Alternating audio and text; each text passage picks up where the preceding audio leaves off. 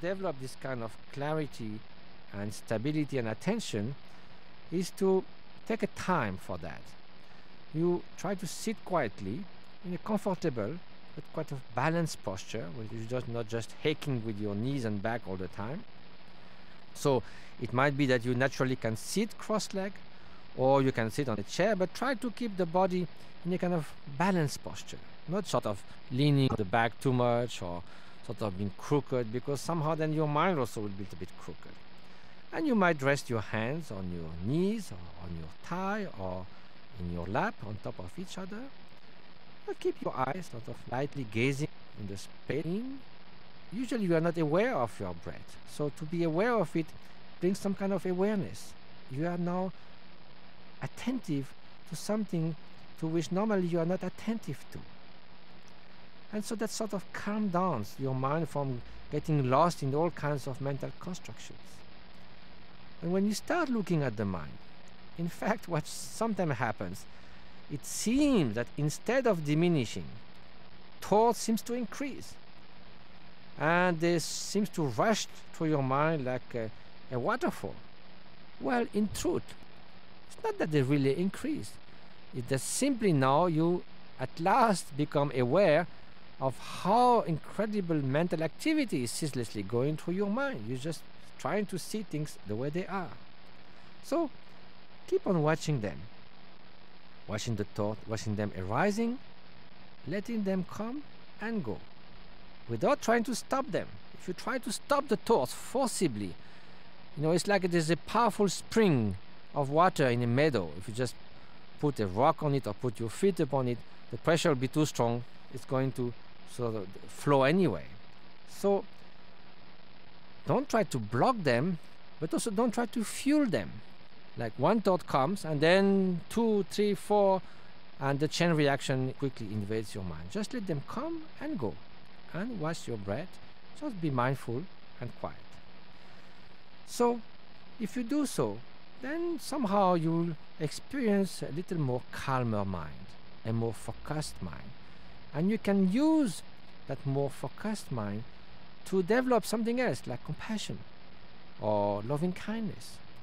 And if you become more and more experienced in that vigilance, then slowly, instead of being like a waterfall, your thoughts, after some weeks or some months, will become like a more peaceful river. And if you keep on practicing regularly, eventually your mind will become easily serene, like a calm ocean. And whenever thoughts arise, like waves raised by the winds, do not be bothered by them. They will soon dissolve back into the ocean itself. Now, once you little bit more skillful, or you can use your mind to apply to any task, you might try now to cultivate loving kindness and compassion. So how you will proceed about that?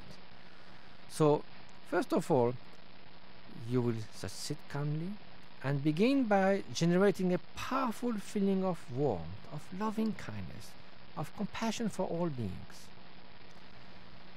Imagine all those who are enduring suffering similar to yours, in case you are sick or you have some suffering. And then deeply wish, may all these beings be free from suffering and the very causes of suffering. May all these beings find happiness and the causes of happiness. In the beginning, you might use a particular object, like someone who suffers, someone you love very much, and you want that person to be free from suffering and be happy.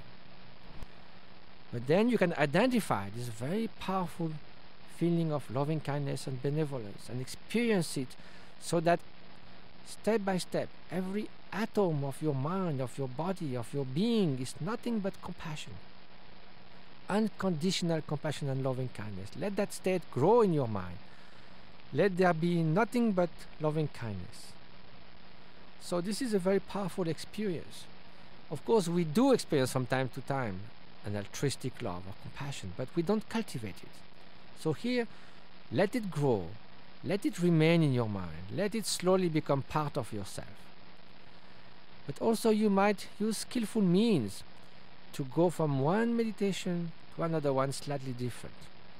For instance, if you meditate on compassion, on the suffering of beings, and the wish that they may be free from all kinds of suffering, and bring back again and again to your mind the suffering of sentient beings, all kinds of suffering in the world, you might become overwhelmed by that.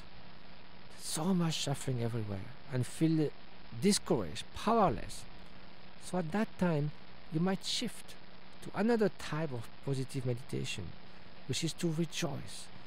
There are good things in the world. There are great sentient beings in the world that work for the benefit of others, that accomplish wonderful qualities. So just fully rejoice from your heart in that. May they increase further those qualities. May all other beings achieve such quality. And so rejoice and rejoice. Sympathetic joy. It might be, if you continue that way, that you might be sort of over-optimistic about everything. And so now maybe it's the time to shift to equanimity.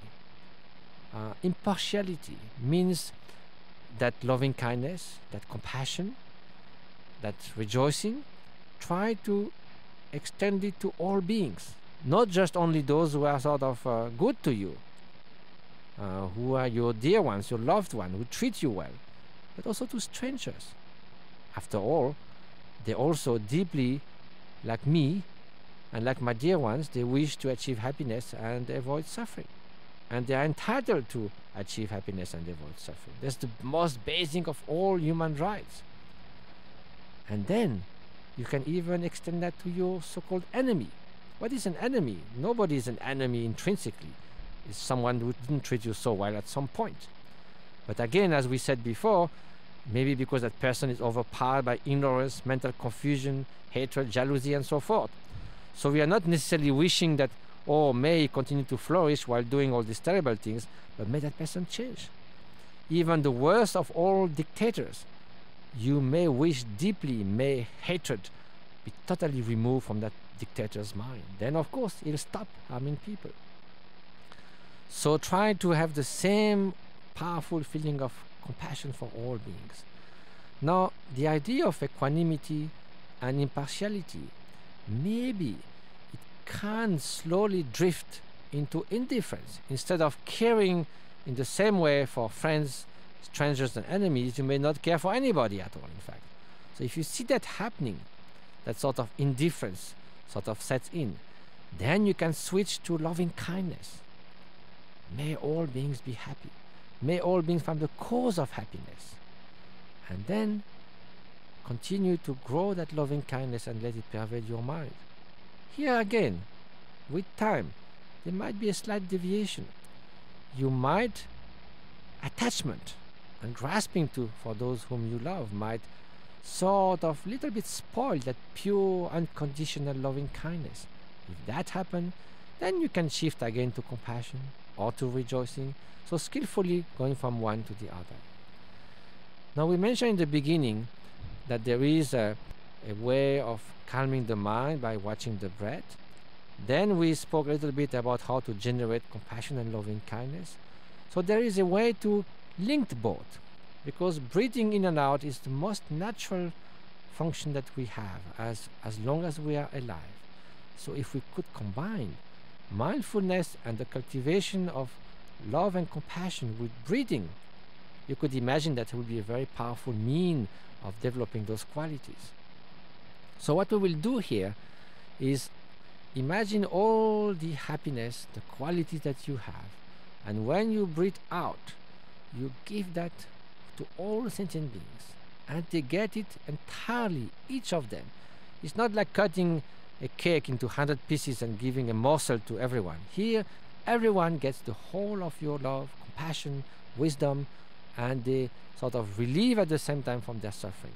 Now, they might have also all kinds of suffering, like pain, physical and mental suffering, suffering from their afflictive emotions. So when you breathe in, you think that you are taking away all the suffering upon and defect and afflictive emotion upon yourself, and they come with your breath and come in and dissolve in your heart. Now you might say, well, I'm already suffering myself.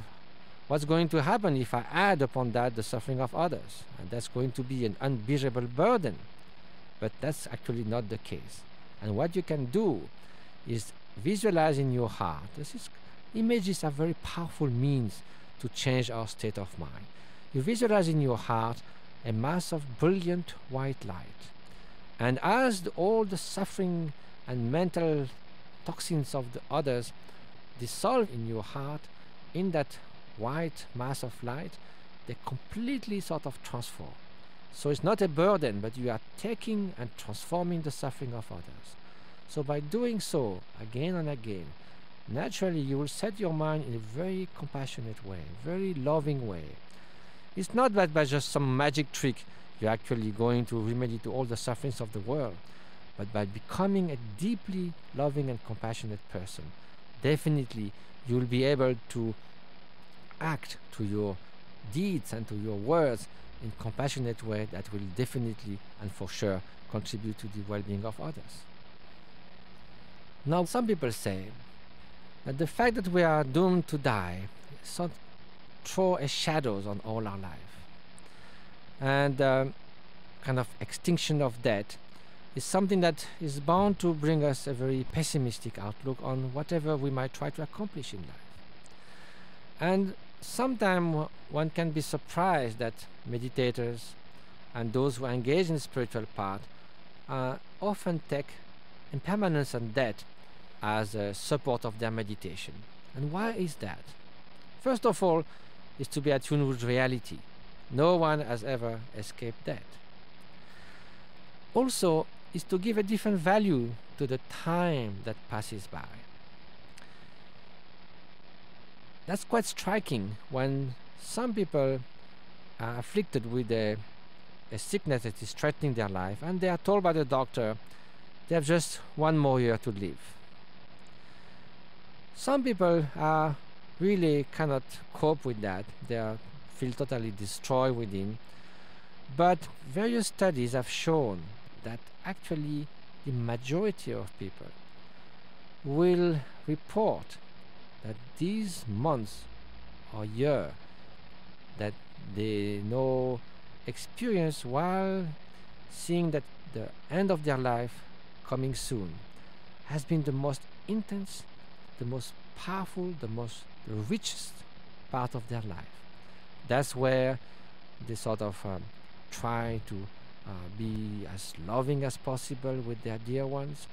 They try to enjoy every simple moment of life, being in the nature, seeing a tree, seeing a bird, the beauty of natural scene, the beauty of human relation, and the beauty of their own experience, just being with their awareness and their mindfulness. It simply comes with a different appreciation of time. Instead of waiting one's time, thinking that we have all the time I need ahead of me, now suddenly every moment has become precious. So that is why, in fact, to remember that is not a morbid sort of setting in a very morbid and discouraging frame of mind. It is a way to better appreciate every moment that passes by. And so it's a powerful reminder that we should not waste our time, that time is our most precious commodity. And also we will not engage into sort of silly and superficial sort of activities. You know, if I know I'm going to die tomorrow, I'm not going to play cards or mend my socks or something. I will try to do something that really makes sense, that these few moments are really powerfully meaningful for myself and others. So it's a way to live a better life. Otherwise, if we forget about death, we might also forget that we are alive and we need to experience this life in the best possible way.